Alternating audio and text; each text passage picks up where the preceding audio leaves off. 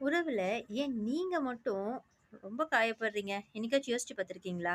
விட வேற எங்கேயுமே இல்ல. ஒரு சின்ன டம்ளர கன்சிடர் பண்ணுங்க. இந்த சின்ன டம்ளர புரிஞ்சுக்கிட்டீங்கன்னா, உங்க வாழ்க்கையில வர 90% அழுக இன்னிக்கே நின்றும். அப்படி என்ன மந்திரம் இருக்கு அப்படிங்கிறீங்களா? உங்க கையில 1 லிட்டர் அன்பு இருக்கலாம். ஆனா, அத வெறும் 1/2 லிட்டர் டம்ளர்ல மொத்தமா ஊத்துனா என்ன ஆகும்? வீணா தான் போகும்.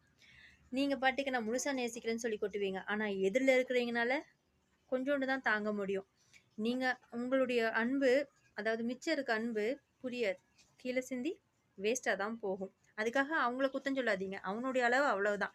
அவனால எவ்வளோ தாங்க முடியுமோ, அத மட்டும் குடுங்க.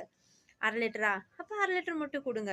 அப்பதான் அவனும் அவனால முடிஞ்சத உங்களுக்கு திருப்பி தருவாங்க. இது காதலுக்கு மட்டும் இல்ல. நட்பு, குடும்பம் ஏன் எல்லா உறவுகளுக்குமே இதுதான் அடிப்படை.